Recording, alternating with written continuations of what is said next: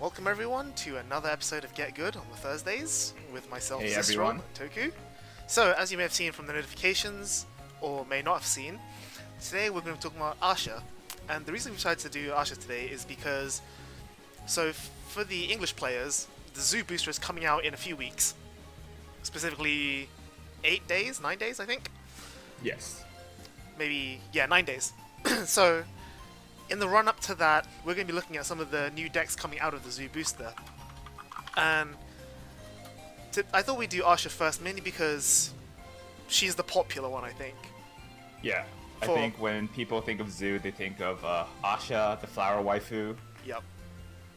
And flower waifu is a good way to say it because I think with the release of Blue Ahsha, a lot of people were like, finally, my daughter is good again. A lot of the Twitter comments I saw when with the review of Ahsha was just like very positive. Yep. So it's interesting to note that she's had some success in Japan so far, but no major tournament tops, which I think is kind of interesting. But then again, I think the style that Neonect as a whole plays, especially like, you know, you've got the new Resist, you've got Blue Ahsha to recycle, but I think the deck still struggles a little bit versus Control. Like you don't auto lose anymore, which is great, but it's definitely not easy either. Yeah. You need to compared to the other resist deck that we've talked about, Thavas, Ahsha needs to extend a bit more in order to like re-enable her field, so to speak. Yep. And as such, that's probably why she's not getting as much traction as we had expected. So, I've not actually played Neonectar at all myself before this point, so most of what I say is just come from theory. But I have a lot of friends who main Neonectar, so I see a lot of the cards quite often, and so I've experienced what the deck does quite often. But what about you? Yeah. The Neonectar that I played was Arboros. Nice. However, I do also have some Neonectar friends. The build that I'm most familiar with is the Noel and Inverno Loop. Yep. That's one of the more particular ones back then. I also had the Mariuka and Lani. That's another build. That's another one I'm familiar with. As for the Bluesha stuff, similar to you, a lot of the stuff that I picked out is based on theory of what's good and what's not, and how each card synergizes with each other. But yeah. Alright, so in that case, let's just look straight at the deck first. So this is my build that I've put together. So I'll just I'll gloss over the cards very quickly, apart from the new ones. Because the stats haven't come out in English yet, I'm using the Japanese scans, so I'll explain what the Japanese cards do as we get to them. So we've got Elmi, one of the old starters. We've got the one Lisbeth, who's restricted to 1. If this is Japanese, I think if we were playing in English where Lisbeth isn't restricted, I would play just Pretty for sure you Lisbeth. just spam her. Yeah, you just for Elizabeth spam. But we're trying to be worldwide here for all our audience. So these 4 stands are either as they're shown, or they are for Elizabeth, depending on the situation. We've got 4 minus the personal crit. We've got 4 of the new heal, who's the same as all the other special heals. When you G-Guard, you bind her another heal to either counter charge 1 or soul charge 1. We've got this new Musketeer crit, whose name I don't remember, but she has a very interesting effect, which is, as long as she's on the rear guard circle, the Guardian circle, or the drop zone, GB1, she's counted as a normal unit. And this at first might not seem great, but the strength of this really comes out once we look at some of the other cards later on. We've got 3 copies of Adet, the old Bloom power booster, kind of a replacement for Katrina, and I think we'll talk about this grade 1 slot a lot more later. We've got 4 copies of Diane, a big strong resist bloomer, 4 Padmini Stride Fodder, and 4 of Tiani. So she's the new PG, and her effect is this. She's got the normal PG effect, but for your ranunculus units only, so basically only for your Vanguard. And Bloom, while she's in the drop zone, when another card with the same name as her is called to Guardian Circle, so basically if you PG with her while one of them is already in the drop zone, you can bind the one in the drop zone from the drop zone, bind it face up, and if you do, choose a card with Bloom from your drop zone and return it to your hand. which is basically a straight plus, which is really strong.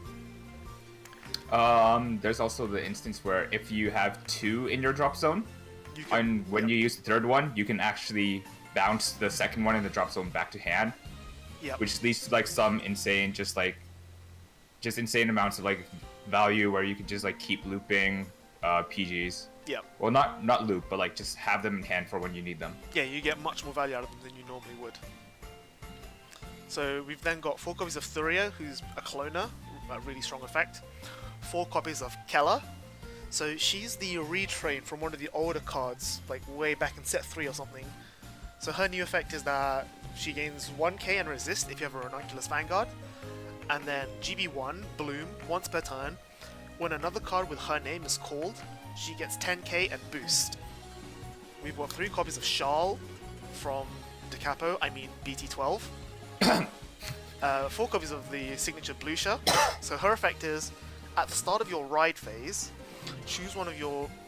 I'm going to paraphrase it a bit because the rulings and the way it's worded is a bit awkward.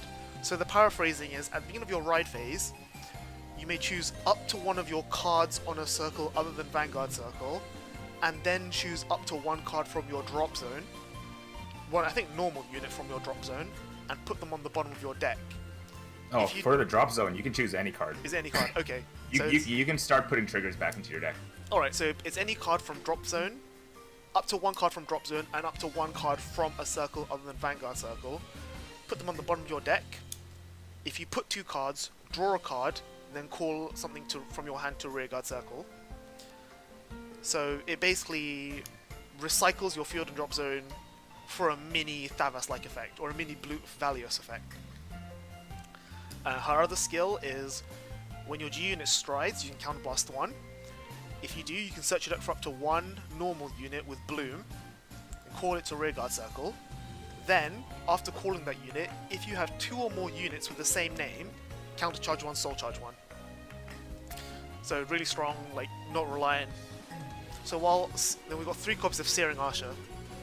So while Searing Ahsha was able to fix the fact that you got your field wiped, you could call stuff in the end phase, she still required you to have a field to play with, whereas now Blue Ahsha just doesn't, which is quite good.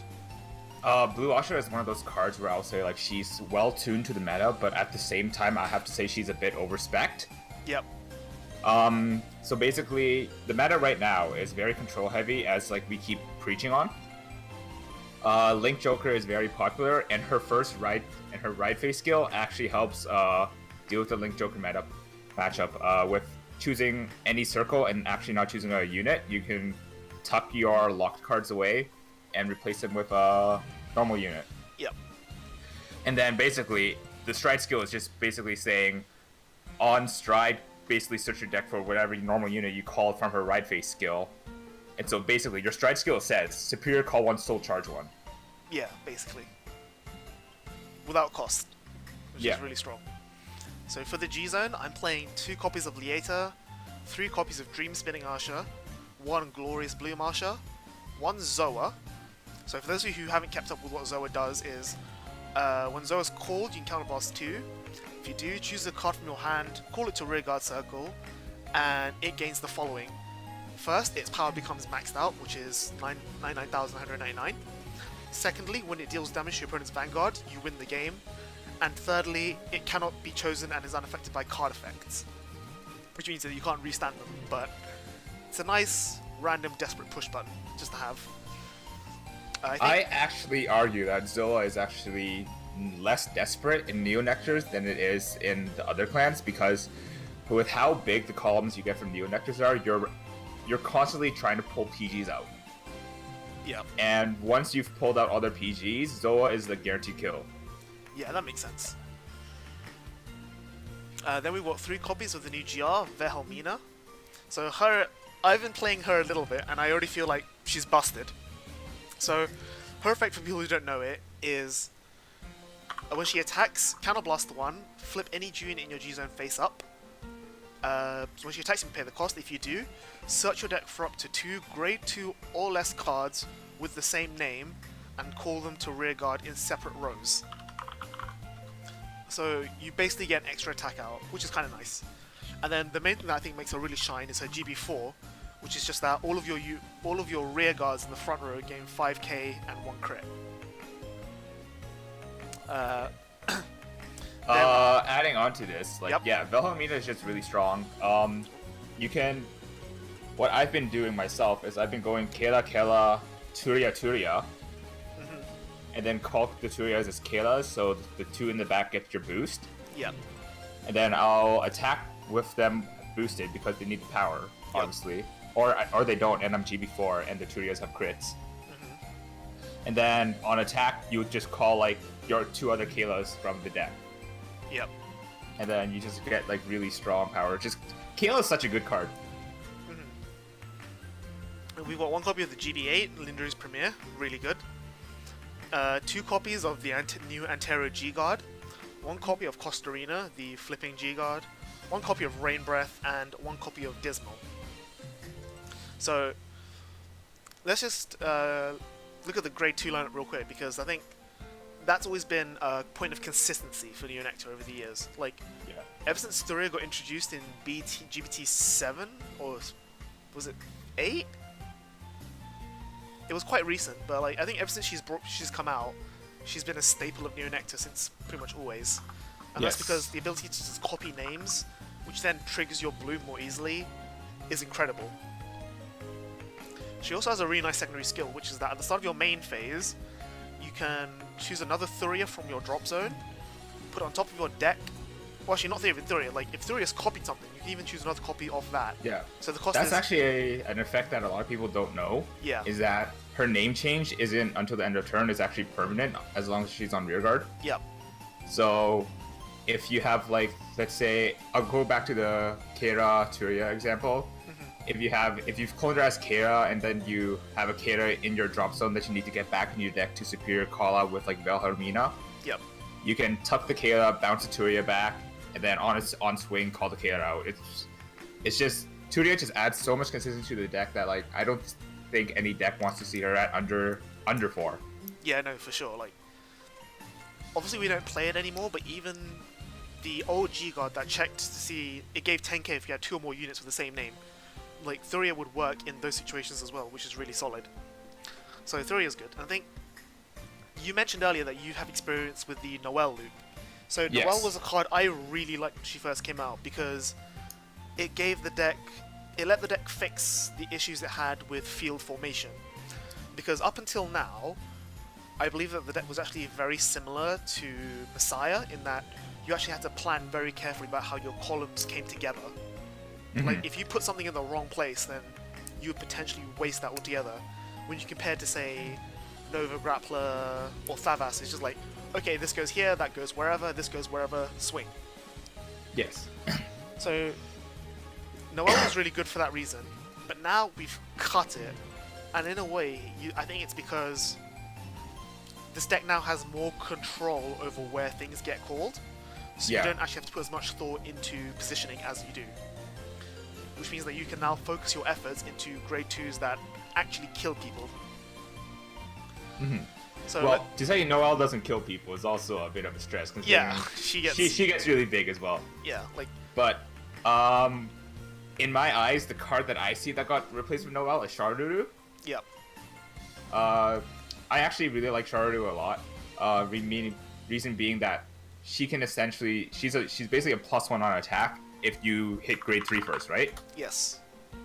And basically that hits you like with you go Charuru to call like if you get lucky and call like a Charuru, or like if you're on blue Ahsha, you call another blue Ahsha, then you're just getting another free attack.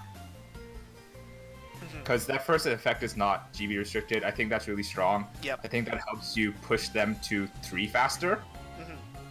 3 damage, and then once you're at 3 damage, every Velharmina you go into is like threatening to them. Yep. So, when Charl first got released, I actually thought that she wasn't very good. Mainly because the restriction was for rearguard circle. And open rearguard circle. I was like, that's kind of okay, but it's like, whatever, you know? But then after having played it a bit more, it's like, actually, this is really effective. I think her bloom effect is kind of, I wouldn't say weak, but when you compare it to Kella, it's a bit underwhelming. Yeah. But the fact that it's another source of giving boost especially because people who played Ahsha before are used to searing Ahsha giving you boost, which would fix a lot of your problems before. But now blue Ahsha doesn't give boost, so it actually makes it a little bit more awkward, and like you're basically relying on your seller setup to get the most out of your columns. Whereas Yeah. Shal can give like your random 3 a boost, which is really handy sometimes. Indeed. So I want to talk about Keller a little bit more, because one of the things that makes her so effective is that she's basically a 10k constant with resist, which is nuts. Yes. And then the boost, she gives herself 10k with bloom, she gives herself 10k in boost. Now, as we talked before, like nowadays when you talk to someone about blue Ahsha, they think, oh, it's got, you know, resist, all these anti-control elements. But in reality, it's only Keller and Diane that have resist. Yeah, there's only those two that have the resist keyword, and then to an extent, just the right face skill of Blue Ahsha to tuck away lock units. So there's actually not too much resist in the deck, but because of how consistent the deck is at like calling those resist units out, basically whatever matchup you're against, you call the appropriate card. Most of the time, you're still calling Kara because the card is insane. Yep. But basically, that's why I think it's called like resist nectars now, just because most of the time you're calling Keras, they have resist. If you're against Kagero, even more lucky because they can't deny Griffin you anymore. Yep. Like on top of that, because Keller naturally has resist, like there's less of an impedance or less requirement for you to protect from stuff a bit. So you can just leave the Keller there and just focus your stuff on the other columns. Yeah. So Maku's complaining a little bit about. So there's a card that he wants us to talk about, which is Promotion Maiden Lipset. So yes. I agree that she's quite good. I actually also like her a lot. Yeah, so her effect is, for people who don't know, is she's a new grade 2 in the new set. Bloom, once per turn. When your other unit with the same name as this is placed on rear, choose all of your units in the same row as this unit, and until end of turn, they get 4k. Then, if you have a face-up card in your G-zone, they get boost. Yeah. So one of the things that makes her really strong is that you can call her in the back, trigger Bloom to give all your stuff boost and power, and then you can move her forward and have something else come back to give her like the boost that she needs or like whatever. Like there's a lot of formation stuff you can do. Like it's a bit difficult to describe if I don't have the game up because I don't have this card built in, but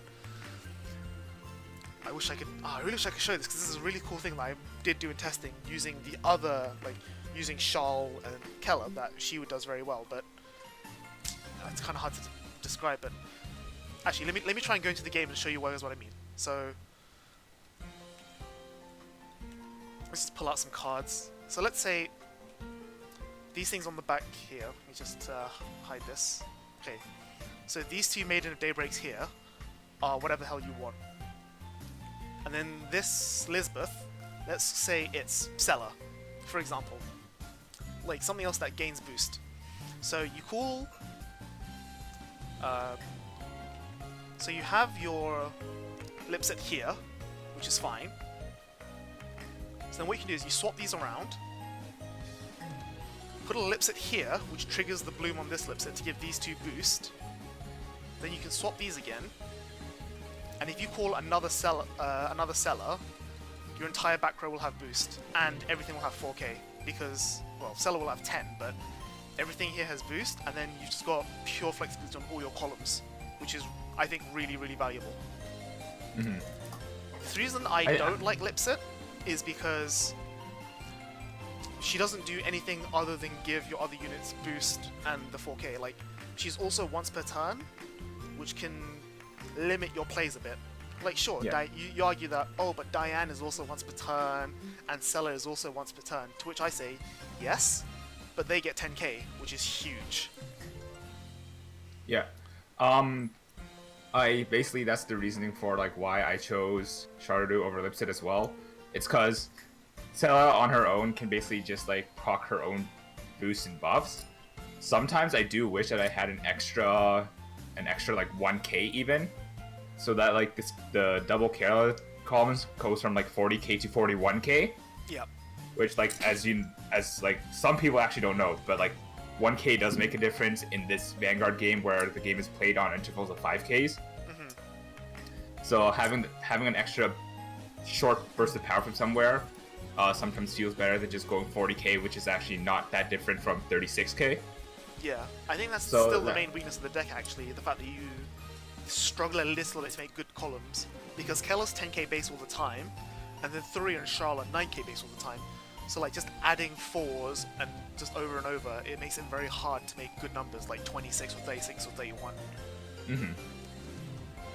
So let's move on a bit. So we talked a little bit about the plays you can do with the PG already, you know, like recycling other PGs, and we were actually discussing this a while ago about how so for those of you who watched our Blue Wave stream the other week, you'll know how ridiculous Chloris is in the ability to like manipulate your bind zone. So now that we have a PG that can bind itself also, it's just, oh, like can you imagine? Yeah, imagine having Chloris in this deck. Yeah. That you can just like, just keep your hand, keep your PGs in deck always. If you had Chloris in this deck, you could just like keep binding your PGs, putting them to guard circle, they go to drop, you PG with another one in hand, you filter another one back to hand. Yep. In fact, I'm fairly sure, let me just check the wording of Chloris real quick, but I think Chloris actually doesn't move them from bind to guard, but I think calls them from bind to guard. So if that's the case, you can actually it would proc off her again from the bind zone, which would just be insane. Yeah. So it's probably for the best that this deck doesn't have a Chloris, right? Indeed. Otherwise, I think this would be like some like tier X card. Yeah. So let's talk a bit more about the other grade 1 slot, as we said earlier. So I'm playing 3 copies of Adet. I'm gonna jump back to Tiani just a bit. Okay, sure. So I like Zoa in this deck because Tiana exists as well. The fact that she can just like filter for a Bloom. If you know that they're out of PGs now, you can pick up a blue Ahsha from the drop zone to no, ultimate. because blue Ahsha doesn't have Bloom. Does she not? She doesn't. That's the one weakness of the card, I think. Blue Ahsha doesn't have Bloom. Searing Heart have Bloom? Searing does have Bloom. Okay, Searing does have Bloom. Okay, then let's say you're on Searing. Wow. Then you could filter for Searing. And then easy is over. Good save. Nice. So yeah, so going back to the grade 1 lineup. So Diane's obviously insane because she's a constant 8k with resist. She also gets 10k from the Bloom, just like Seller does. But instead of getting boost, she has end of turn, Soul Blast 1, return into hand. Which is A, good because it's either another 5k shield to guard with, or B, it's another way of triggering Bloom again somehow or other. Which is really nice. So I think Diane's like a staple regardless. But now Diane's the reason, a staple. yeah. Yep. So I'm playing Odette. And the reason I really like Odette in this is because she doesn't scale as hard as Katarina, but her other secondary effect is very valuable, I think, which is that she recycles a normal unit, and then she returns off to hand, just like Thuria, so during the main phase. And I think the ability to do this is, well, A, recycling is always good, and B, let's say that you have some Odettes left on the field for whatever reason, and you want to go for your big Velhelmina, Sella, Thuria combo play. Odette clears the way, and it just means you don't have to waste, like, you don't have to call over her, which is really valuable. Which I think decks like Gold Paladin and to an extent Spike Brothers, decks that like do lots of superior calling, will otherwise have problems with for setting up their combos. A lot of times they also have to like call over stuff, which like in the grand scheme of things isn't a neg after you've attacked with them. Yeah. But Neo Nectars has the benefit that they can just like clear their board, put them back into hand, mind you, and then superior call from the deck, which is like double plus. Yeah, because then you can still guard with it afterwards. Yeah. So Odette's effect isn't GB restricted, so it just needs to be grade 3 based, which is really strong as well, which is another thing I think is very strong. Like, if you're against someone who's trying to like grade 2 10k stall you, then you can use like 1 or 2 Odettes in the early game, like force the 5k shields from hand, and then if you can G-guard during your main phase, you can instantly get them all back again, and it costs you nothing. Yeah. So this is where now I said that this crit trigger, being regarded as a normal unit, makes a big impact. Because a lot of your, with the exception of Blue Ahsha, a lot of your effects only put back normal units. So we've got Odette, puts back normal units. Thuria doesn't, so Thuria could copy a trigger and then put those triggers back. But then you've got other stuff as well, like, where is it? Oh, the G-Guard doesn't... Okay, no, I cut that G-Guard, but there was a G-Guard that put stuff back, like... Now that you're not relying on normal units anymore, I think it was Verano that put back normal stuff, but like, I cut Verano as well. But now that you're not relying on... Or rather, now that this can be considered a normal unit, it gives you more avenues of putting those crits back, which is...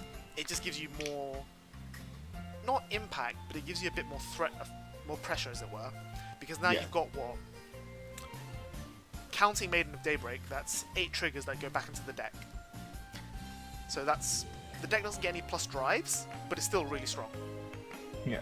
As you keep Superior calling cards out and putting triggers back in, eventually your trigger to deck ratio just keeps increasing. Yeah, especially because you have controlled calling as well. Yeah. And come the late game, eventually you should be expecting to see triggers happen. Yeah, for sure. Which is even scarier on things like Valmina turns, where you're standing your rear guards with a crit, and then you're giving another crit to stuff that already has a crit, and so on and so forth. Yes. So, that's what I've got. I was going to talk about starter real quick. So, I'm still playing Elmi, because to me, none of the other starters available right now seem as good as Elmi. Like, O's is kind of okay, but she costs Counterblast. There's... what's her name? There's the other... There's the one that came out like 2 sets ago that was shown off in the anime. Ilm? No. It's the one with the shovel, right? Yeah. No, Elmi's the one with the shovel. There's another one. Ida. That's it. Yeah, Ida. Ida. Right. She negs herself, or rather, she doesn't plus. She lets you break even, which is eh. So, Elmi is... The way she fits into the deck's combos isn't 100% ideal, I agree. But in your early stride turns where you don't want to commit too much, she just lets you, like, you can just easily copy a seller, and then it comes out again. And it just lets you... And at the end of the turn, it bounces to hand, giving you less targets to lock or retire from Kagura and Link Joker, which is really strong. But it's more the fact that she's the guaranteed thin your deck plus, because with Blue Ahsha, you're going to be calling something anyway, so Elmi just lets you chain that to another call, which is another Bloom proc, and so on and so forth. I think that's quite valuable, compared to, say, the new O's, who just draws a card, for example, right? Yeah. So that's what I've got. So let's quickly flick over and take a look at yours. So the first thing you'll notice is that my starter is different. I run Broccolini. Yeah. That is the grade 3 tutor, Counterblast 1, Solin, Check 5, etc, etc. Reason for this over Elmi is that, as you see, I'm only running 3 Padminis. Mind you, it's the Emitsun SP. That's a key part. Yep. If you run down to my grade 3s as well, I believe I'm running 6 or 7. I don't remember. 7. Okay, so I'm still running 7, but I'm only running 3 Padminis. So I want to be able to guarantee that I see Ahsha insured. And so I'll run the grade 3 tutor. It's also a respect to the the control matchup, where basically a lot of the times you're gonna like lose your starter pretty fast. So if I'm able to like get the plus off my starter before like effects start happening, that's a bit better for me. Counterblast also isn't an issue in this deck. Yep. The deck has so much refund that doing the counterblast, well, even if I counterblast one soul and neg one, it's basically just a push this card into soul, just like how Maxime compared his Bubble Edge kid early. You just tuck it into soul so they don't have a lock unit. Yep. That's my reason on running Broccolini. Okay. So if we look at the trigger lineup, I'm running 6-6. Yeah. And it's not your standard 4-2-4-2 as well. I'm doing 3 Persona crits and 3 of the Musketeer crits. Yep. The reasoning I'm only running 3 Persona crits is once the game gets later on in the game, you actually don't have space on the board to actually call out these Persona crits to tuck into soul and draw one with, as you will actually find your board to be filled up very fast and consistently. That calling the Persona crit just to like get a draw one off of is a neg, because you're losing one of the units you just superior called. Yep. I'm running 4 Maiden of Daybreaks, just because it's the stand trigger that goes back to deck. Why not? So you wouldn't run the one of Lisbeth? I never really felt the need for the one of Lisbeth even. Okay. I felt it better just like turn my entire deck into triggers, and like force them to like guard multiple times that way. All right. So now you're also running this new stand trigger. Sun Mango. Yeah. What a cool kid. So his effect is, for people who don't know, Soul Blast 1, retire him, choose one of your rear guards, then choose one of your vanguards, and then increase your vanguard's power by the chosen rear guard's power. Yeah. So obviously this doesn't work with Zoa, because you can't choose that rear guard that you gave 99k to the vanguard as well. Yeah. Unfortunately. But it's just that as a Neo Nectar player, you respect that your rear guards will actually sometimes be bigger than your vanguard. Yeah. And as such, your rear guards will be pulling the PGs, and then they'll throw your G guards at the vanguard instead, and force you to trigger to kill them, right? Yep. By using Sun Mango, not only do you clear your board, not only do you Soul Blast cards that you Soul Charged from Blue Asha's skill that you didn't need in your Soul, etc. Like, if you Soul Charge the Musketeer crit, you can Soul Blast him out, put him to your drop zone that you can tuck him in later with your Odettes. Makes sense. Nice. Yeah, and then you can, basically you can just stack the extra 20k, let's say 20k, because I'm always going to go back to Kayla, because she's like the centerpiece of my deck, I feel. Yep. Okay, hand. And basically you're just going to stack 20k onto your Vanguard. And that puts that Vanguard straight into PG territory as well. Yeah. And basically, because the idea of my deck is like, I keep forcing them to PG until they're out and go into Zoa for game, right? Okay, yeah. I don't even, like, I'd even say that, like, crits are needed, because I'd rather just, Zoa's the idea. If they're at 0 damage and hit them for 1 with the Zoa, I win the game, regardless. Yeah, and then if you're not on Zoa, you've got Wilhelmina giving stuff crit anyway. Yeah. Yeah, that makes sense. So yeah. Heal triggers, obviously the new Musketeer crits. Now, the heals are good, but I feel like with Blue Asha's skill to tuck anything away, I could see myself running the Fighter Collection crit. The cherries. Yeah. Yeah, okay. Because I've actually done games where, like, if you go down to my G-Guard list, I do run the G-Guard that recycles itself at 1. Okay, yeah. Which means that if I use the heal trigger, I G-Guard into Rainbow Circle Dragon, and then with Blue Asha skill, I tuck the heal trigger back into my deck again, and then I drive it out. I can G-Guard with it again into the Rainbow Circle, tuck it back into the deck again, G-Guard again. Basically, it's this like non-stop G-Guard thing that I can do. Yeah, okay. What was the effect of the heal again? Ditch a grade 1, right? And draw. Yeah, filter and draw if I go into the FC G-Guard. Yeah, okay. So while we're down here, let's just take a look at your G-Zone. So you've got 3 Wilhelmina, 1 Zoa, but instead of a 3-1 split of the Archers, you're just playing straight 2-2. I'm just playing straight 2-2, yeah. Yep, and then in your last 2 slots, instead of running Leota, I'm running Ilmatar, yeah. Okay, so why Ilmatar? Ilmatar was a card. Superficial reason, she's waifu. Okay. Actually, I think she's like aesthetically pleasing to look at. I think she's like super cute. Yep. That's always a valid And reason. well, you know, flower waifus play for the waifu.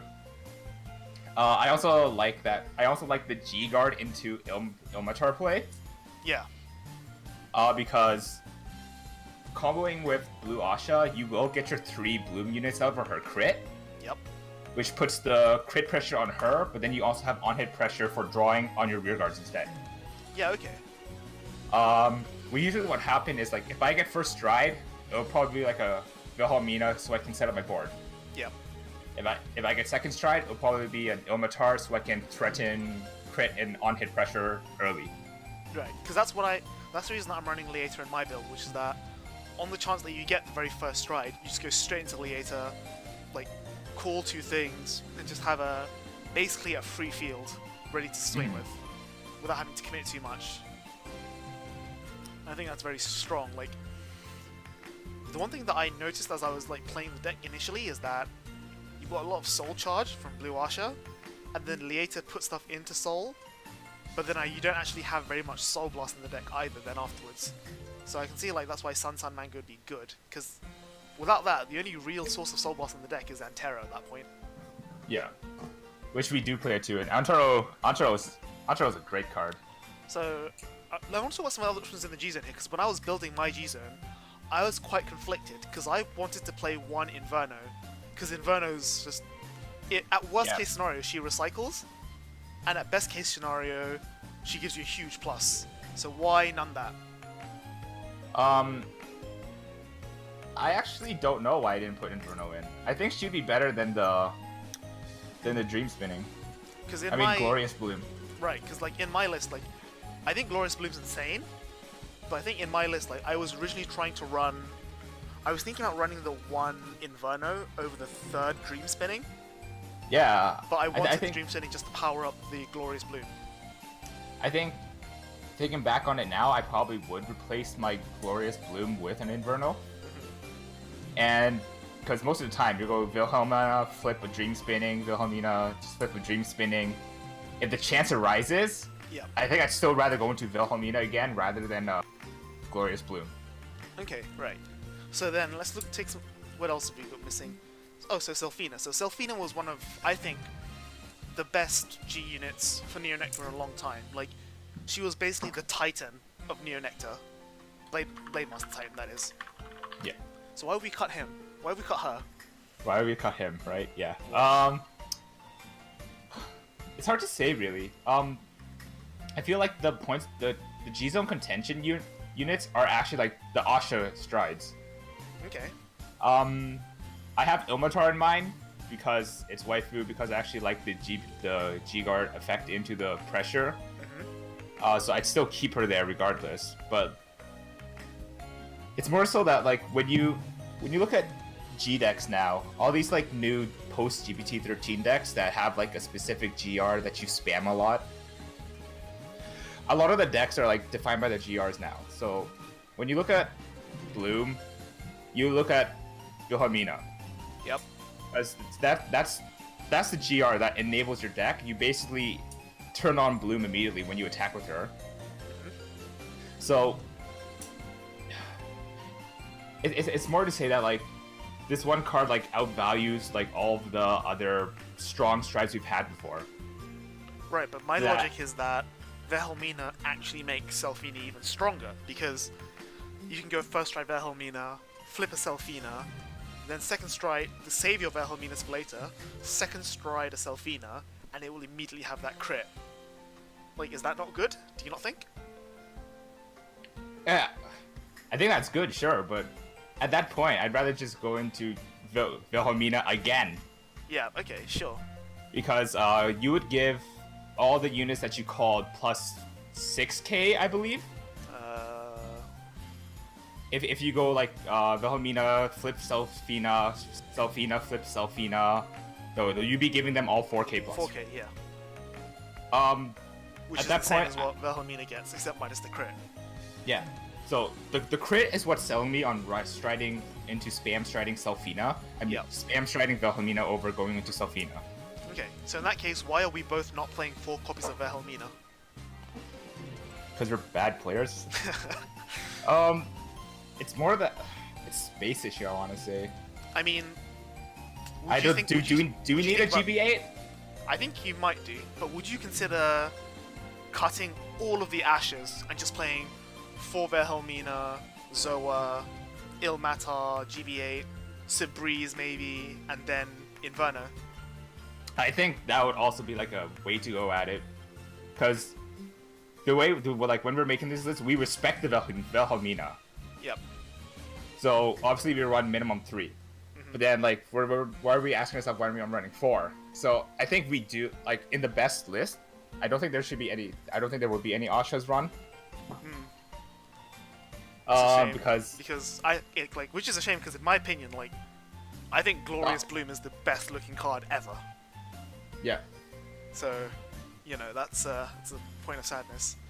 So let's talk about the G-Guards real quick, because Neo Nectar, I think, has one of... I think Neo Nectar is up there with Dimension Police as having some of the most G-Guard choice of all clans. So I think they have the most choice, and I think they have like the most versatile effects in their G-Guards as well. Yeah, so I'm playing 3 of them, 2 Antero, 1 Dismal. You're playing the Garden Dragon over the Dismal. So 2 options that we aren't playing is we're playing, I think, the second one, the red one, I think. I don't remember her name is, but I think she basically gets 5. Choose one of your rear guards, and then for every other rear guard with the same name, she gets 5k, I think, right? Yeah. So that's one, and then the other one is the one where if you have 4 rear guards with the same name, or if you have a ranunculus rear guard, she gets 10. Yeah, Marlena. Yeah, so why aren't we playing those? Like, what is it about Rain Breath that keeps us coming back to it rather than any of the others? So, Rain Breath is still good because when you respect Blue Asha's skill, at the beginning of your turn, you still need to have a unit on field to tuck with. Mm-hmm. And if you're empty, then you don't get her effect. You only get to tuck from the bottom deck. You don't get the draw, but you get the call. If you want the draw and the call, you need to have something on field. So what Rain Breath does is basically, he, as everyone should know, he defensively calls something, gives it resist, and basically he can help set up the Blue Asha right face skill. So you're basically saying in the worst case scenario, Rain Breath is basically a cycler for Blue Asha. Yes. Yeah. I think one interesting thing that a lot of people wouldn't realize is that with Gridora becoming popular, Rain Breath is amazing versus Gridora. Oh! Yeah. I didn't even think about. Yeah. All right. Same with Searing Heart as well. Now that we think about it, because Gridora only locks during your turn, not the Gridora player's turn. So with Searing Ahsha and Rain Breath, you can assemble an entire column ready. Like, just be like, hey, you lock these columns, but there's already stuff on it. Rude. It's pretty good. All right. Yeah, I see that. Okay. So, Antero is obviously great. Like, there's no question. There's no point about that. Yeah. So, he is a 30k guard on his own, basically. Yeah, which is like for Soul Blast 1. That's I have very actually good. had games in testing where I've had exactly 3 rear guards. So it's a bit A bit QQ. bit thinking face. But it's like like in the control matchup, you should usually satisfy the 1 or less condition, and in every other case, you should probably satisfy the 4 or more condition. Yeah. So Costarina is very good because she flips and gets you close to GBA, turns on Wilhelmina, very nice. Yeah. So So- why else are you playing the Flip Dragon? So, like I said, Ahsha, the deck can abuse its trigger density in the deck. So if I'm able to tuck the heal trigger, constantly tuck the heal trigger, Yep. and at the same time with Rainbow Cycle Dragon, going back to the Musketeer crits, being counted as normal units, you can tuck those 2 under your deck at the same time. So you're putting 3 trigger units back to your deck, Yep. preserving a G-Guard, putting heals back to your deck. You're basically Legioning. Yeah, eat that Gear Chronicle with your Ulurus. Yeah. This is where it's at. This 2 back versus 3 back, I'm going for 3 back. 3 triggers back. Let's go. It's pod racing now.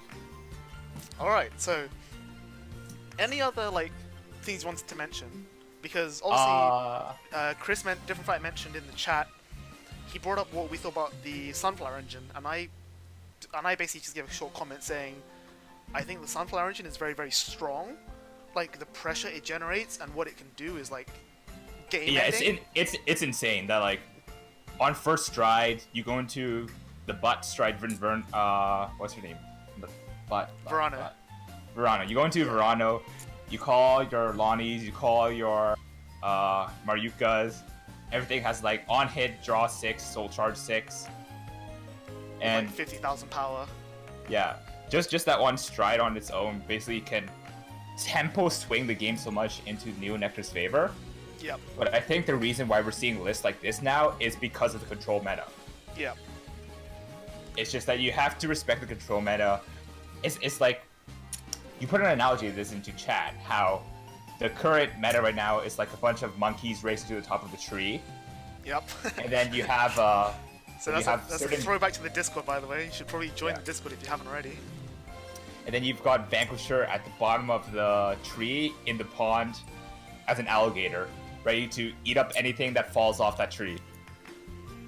In a sense, I want to say the Maryuka Rani combo is similar to the Vanquisher in that sense, where basically any deck that can't match the speed of what the top meta decks are like, the top meta control decks are like racing up the tree, fall off, and they will.